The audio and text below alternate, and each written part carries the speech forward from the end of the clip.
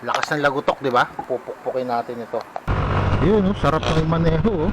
Oh, wala nang wiggle. Yay!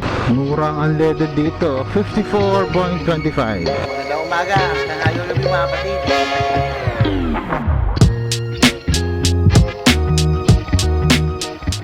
Alright, so mga kapatid, kamusta kayo? Medyo matagal tayong walang vlog pero okay lang.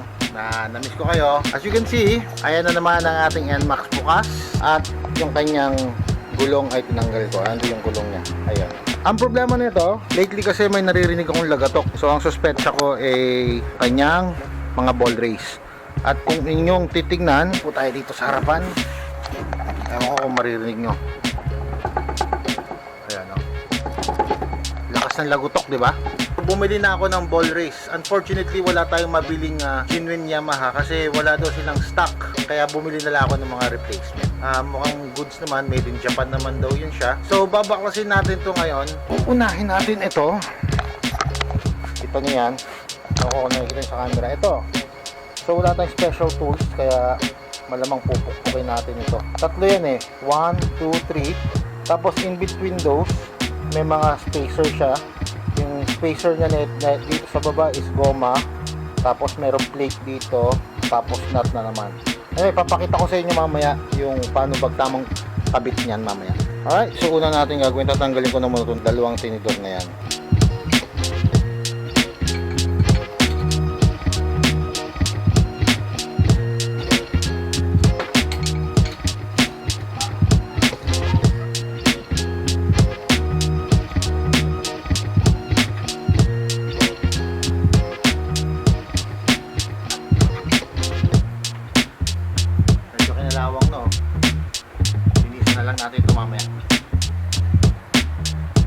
Ito naman ang tatanggalin natin para pag niluwagan natin to, madali na mabubunot yan.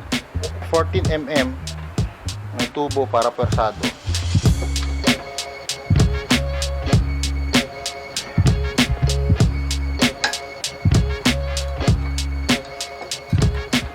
Yun.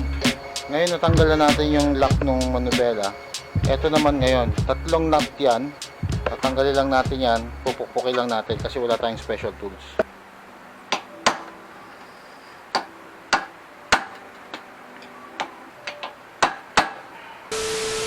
Okay, so yung unang nut, itong unang to, yan, kailangan natin pukpukin kasi mahigpit yan. Tapos yung pangalawang nut, meron kasing sleeves yan, kaya medyo nahirapan tayo. Kaya kailangan iangat mo muna tong unang nut. Pero pag naiangat mo ng unang nut sa ibabaw, yung sumunod na nut, pwede mo nang ikutin yan ng kamay lang. Pagkatapos ng second nut, merong goma yan sa ilalim. Pagkatapos ng goma, another nut na naman. So ingat lang kayo sa pagpukpok kasi may goma yan, baka tamaan yung goma.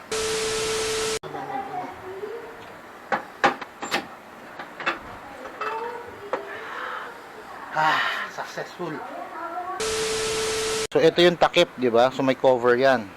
No? So ganun kasi 'yan, ganyan, no. Tapos nandiyan sa loob yung T-post. Ito yung takip. No, ito yung takip, ganyan. So una ito, sisikipan natin ito. According to my research, mga 15 ang torque nito, mga 15 something ganun. Sumunod itong goma. Yan.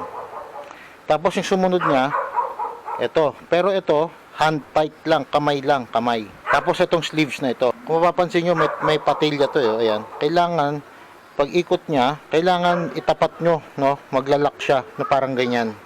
Maglalak siya parang ganyan. Pero hand tight lang itong pangalawa, hand tight lang. Tapos ito, yung huli, yan na yung sisikipan nyo uli yan. Ito na yung T-post natin, ayan. Medyo kinalawang na ito, At saka yung ilalim niya, may sleeves yan, ayan yung sleeves na yan. Tatanggalin natin yan. May mga, kung nakikita nyo sa camera, may mga na yan no, yung markings ng mga bulitas. So papalitan na rin natin yan. Kasama yan sa nabili natin. Tapos ito, ayan, yan ang dahilan kung bakit akala nyo minsan merong kanal.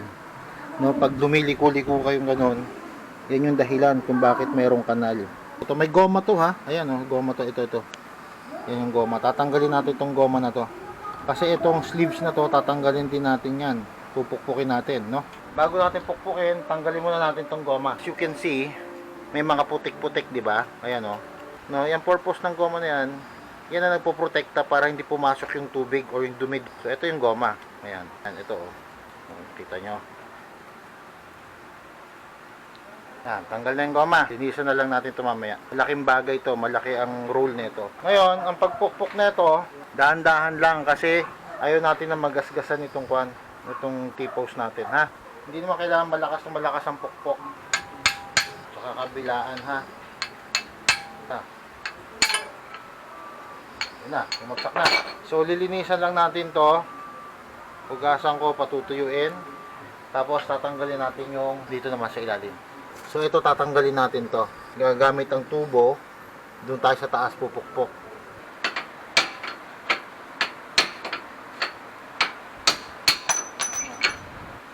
Tanggal na. Ito yung tinanggal natin sa ilalim. Meron na rin siya mga gatla, yo. Ngayon, ito naman tatanggalin natin isa. Ito. Sa ilalim naman tayo pukpok.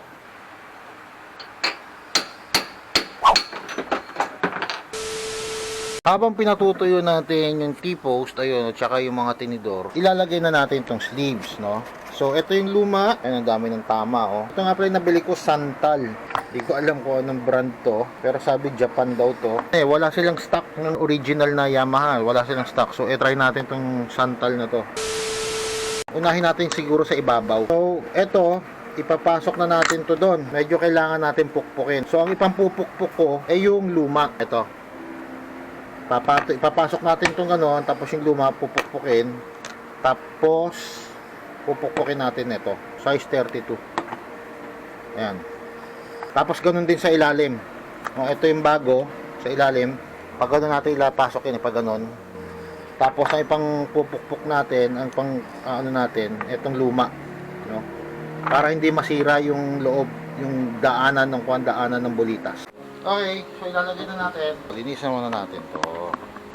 Punasan natin, tapos lalagyan natin ng konting langis. Pwesto mo ngayon yan diyan. Kailangan pantay yung pagkakakabit nyo.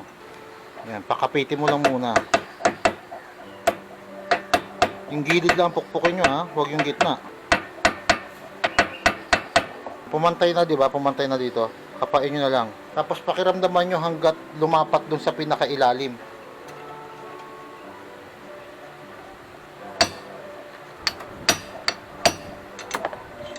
Kailangan lumapat, pantay ang lapat niya eh.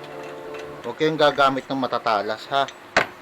Yan. So lumapat na siya. Next, yung sa ilalim naman. Okay, so dito na tayo sa ilalim. Siyempre, linisan muna natin to, di ba? Tapos, ilapat na natin siya. So, ang gagawin natin, ito yung bago, ito yung luma, ipapatong natin para yung luma ang tutulak doon. Tapos, gagamitan natin ito. Okay, so naikabit na natin yung ibabaw. Pinukpok lang natin yan. Basta siguraduhin nyo lang na nakalapat siya na maigi. Ganon din sa ilalim. Pinukpok din natin yan. Siguraduhin nyo lang din na nakalapat. Kakapain nyo parati dito. So, ilalagay na natin yung, ito naman. Yan, dito yan. Pero bago yan, lagay muna natin itong goma. Ito, sobrang importante na itong goma na ito. So, yung goma na yan, ang purpose niyan is para hindi pumasok yung tubig. Ngayon, ito, ilalagay na natin to. Yan. Siyempre, pupukpukin na naman natin yan. No? Lagyan natin ng langis para konting malubricate siya ng konti. Ang pupukpukin nyo, yung hindi dinadaanan ng bearing, ha. Yan, lumapat na siya. Siguraduhin nyo lang na nakailapat nyo na maigi. Ayan, ha.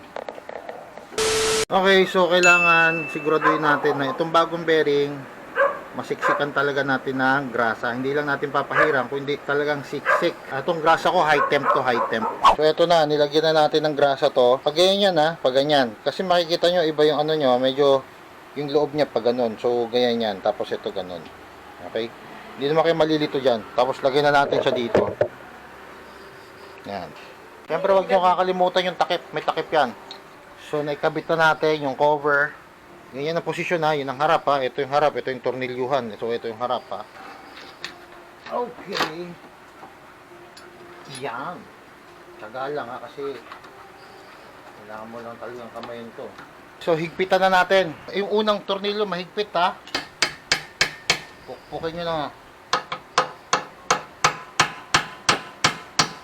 Tansyahin nyo ha, yung higpit, hindi kailangan sobrang higpit niyan. Kasi minsan pag sobrang higpit, mahihirapan ka ng ipihit yung manubela. Tapos niyan, ito, lalagay nyo na yung goma. Sumunod, itong nut. Tamang higpit lang ha, tamang higpit lang. Kamay lang ang hihigpit dito, hindi nyo na kailangan ng tools dito. Huwag masyado mahigpit kasi pupunit yung goma. Ngayon, pagka alam nyo na mahigpit, ipagtapat nyo yung gatla. Yan, ipagtapat nyo yung gatla, kagaya nyo, no, nakatapat yung gatla. Para mailagay nyo ito. Ito yung lock washer, parang lock nya to eh. Ayan, lapat nyo lang ha. Yan, so nailapat nyo maigi kasi yun ang magsisilbing lock nya dito sa baba. Ngayon, ito na yung last na tornilyo. Ito yung dapat na mahigpit na mahigpit. Ito yung mahigpit ha. Ito yung pagkahigpitan yun na maigi. Kailangan mahigpit na mahigpit to.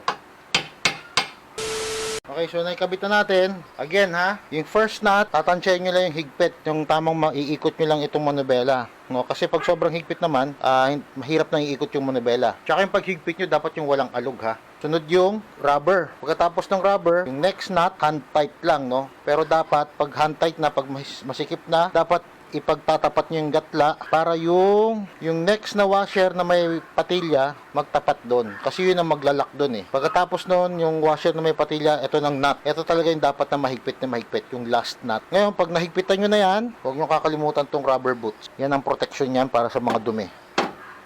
Yan. Okay? Tapos, kakabit na natin yung manibela. Pagkabit na natin yung manibela, testingin na natin to.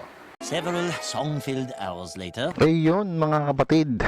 So ayan na nga yung motor natin. Tapos na natin. Naikabit na natin yung ball race ng maayos. Wala nang logotok. Pero actually, itong video, itong napapanood nyo ngayon, kinabukasan na ito. Kasi ginabi ako kagabi dahil nakita ko yung bearing naman sa harap natin medyo maalog, no? So medyo nahirapan akong tanggalin siya. So hindi ko nagawa ng video yun. Pero nagawa pa rin naman natin ng paraan, napalitan natin yung bearing. So yun, hindi ko na video yun. So totally wala na ring lagotok to. So bukod dun sa umaalog na tinidor, meron din palang lumalagotok dito sa bearing ng ating gulong. Good thing meron tayong reserva ng bearing. Titingnan natin kung meron pang lagotok at saka meron pa ring kabig. Let's go. Yun oh, wala nang kaabig oh. Malambot na siya dalhin, di ba? Hindi na matigas yung manibela. Sarap ng dalhin. Kasi yung manibela natin, di ba may kanal-kanal na siya? Parang matigas siyang i-maniobra. Kasi pagka matigas, yung parang may kanal, parang lumalaban yung manubela mo eh. Parang mas nakakadagdag pagod siya sa pagmamaneho. Sana yung mga gusto mag-DIY dyan, sana nakapagbigay ako ng kahit konting kaalaman. At pasensya na kung hindi ako lately parating nag-upload ng videos kasi nga siyempre may trabaho naman tayo. Ito, libangan ko lang yung pagbablog-vlog. Yun, sarap ng maneho. Oh, wala nang wiggle. Yay! Steady na siya. Alright.